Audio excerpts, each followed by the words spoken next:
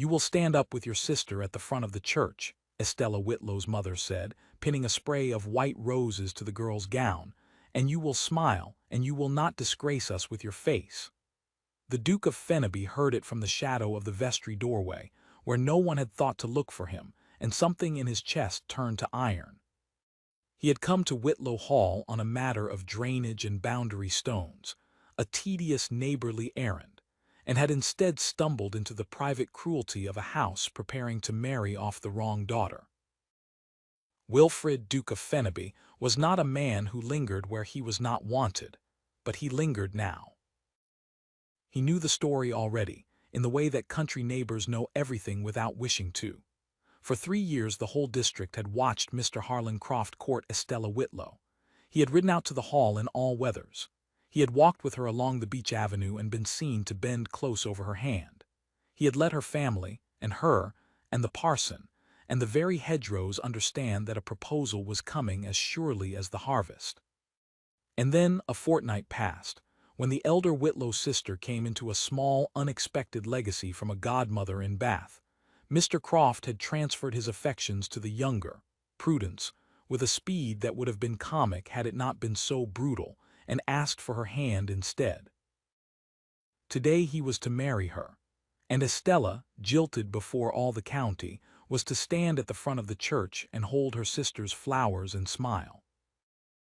The Duke had met her only twice.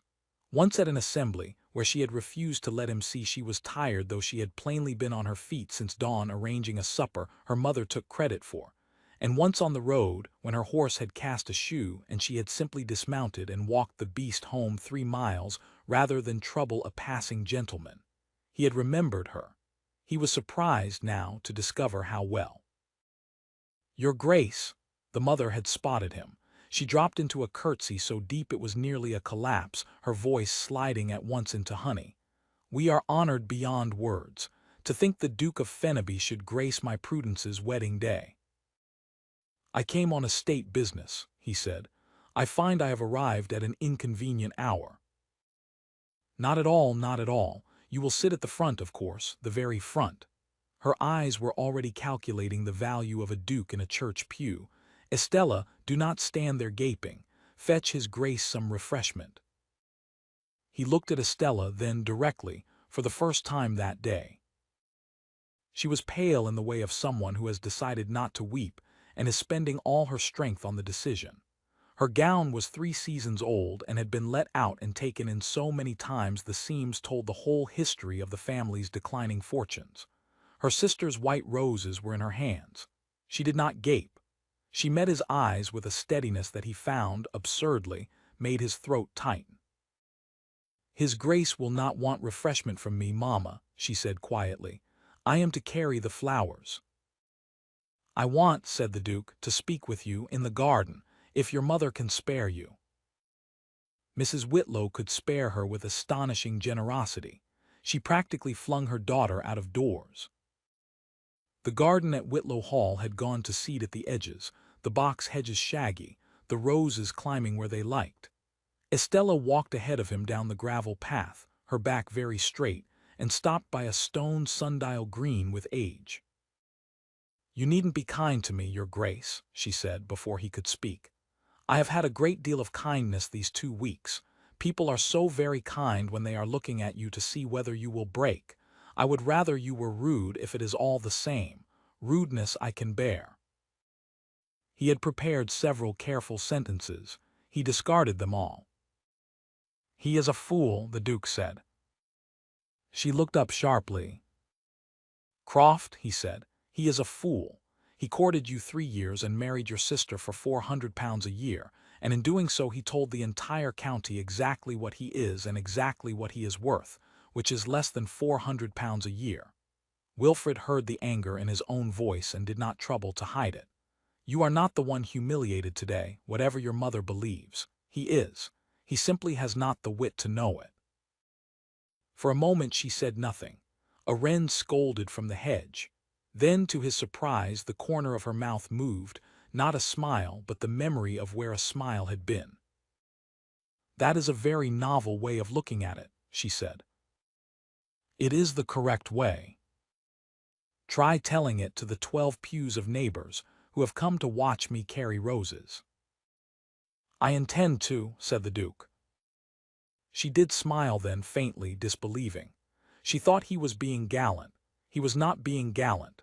He realized with the plain surprise of a man not given to sudden decisions, entirely in earnest. He had spent 38 years being careful. He had inherited Fennaby young and spent it well. He had refused 3 matches his aunts had labored over. He had earned a reputation for coldness chiefly by declining to pretend feelings he did not have. He did not pretend now. He felt, standing in a weedy garden beside a jilted woman in a made-over gown, more certainty than he had felt in a decade. "The wedding is at 11, he said. "May I sit with you?" "You are meant to sit at the front, Mama says." "I would rather sit where you are." Something flickered across her face, wariness, and under it, so quickly suppressed he almost missed it, a naked, frightened hope that she was clearly ashamed of. She had been made a fool of once already this month. She was not going to be made a fool of twice by a duke's passing charity. "Why?" she asked bluntly. He liked her the more for it. "Because," he said, "I do not care to watch you stand alone." The church of St. Aldwyn was full. The Duke of Fennaby, arriving on the arm of no one and sitting where he was not expected, caused a rustle that traveled the pews like wind through barley. He walked past the front, past the reserved seat Mrs. Whitlow had all but roped off for him, and stood instead at the side aisle near the door, where Estella waited in the shadow of a pillar with her sister's roses. She stared at him. "You cannot," she whispered. "Everyone is looking." "Let them," said the Duke. Mr. Harlan Croft stood at the altar rail, pink and pleased, tugging at a new waistcoat. Prudence Whitlow came down the aisle on her father's arm, and if she felt any shame at wearing her sister's rightful place, she hid it well. The parson opened his book, and the whole congregation, in the manner of congregations, kept glancing sideways at the extraordinary sight of the Duke of Fennaby standing beside the jilted elder Whitlow girl as though he had planted himself there on purpose. He had. When the parson reached the part where he asked whether any man knew a just cause, a small dreadful silence opened, because everyone half hoped and half feared the Duke might speak. He did not. He had no cause to name and no wish to steal Prudence's poor day. He only stood, tall and grave and unmistakable, at Estella's side, and by that single act rewrote the meaning of the whole occasion. Whatever the room had come to witness a foolish girl's humiliation, a family's disgrace, it was witnessing something else now. It was witnessing a Duke choose. Croft got through his vows with a faltering voice, and more than once his eyes slid past his bride to the pillar where his cast-off sweetheart stood with a Duke's shoulder near her own. Wilfred watched the man understand, by slow degrees, precisely what he had thrown away and precisely who had picked it up. It was, the Duke thought, a more complete punishment than any word he might have spoken. Afterward, in the crush outside the church, Mrs. Whitlow descended upon him. "Your Grace, you are too good to comfort my poor Estella. She has taken it all so hard, you know. She was always the plainer of my girls, and one cannot expect." "Madam," said the Duke, in a voice that carried, "your daughter is the finest woman in this churchyard, and I include the bride. I mean to call at the hall tomorrow to ask her leave to court her properly. I tell you so now, before witnesses, so there can be no mistaking my intentions and no arranging of them by anyone but her." Mrs. Whitlow's mouth opened and shut. Somewhere behind her, Harlan Croft, who had married £400 a year, went a very interesting color. Estella had gone white and then, slowly, warm. She looked at the Duke as though she could not decide whether to trust her ears. "You needn't," she said under her breath. "Not out of pity. I would rather anything than pity." "It is not pity," he said, and turned so that only she could hear him.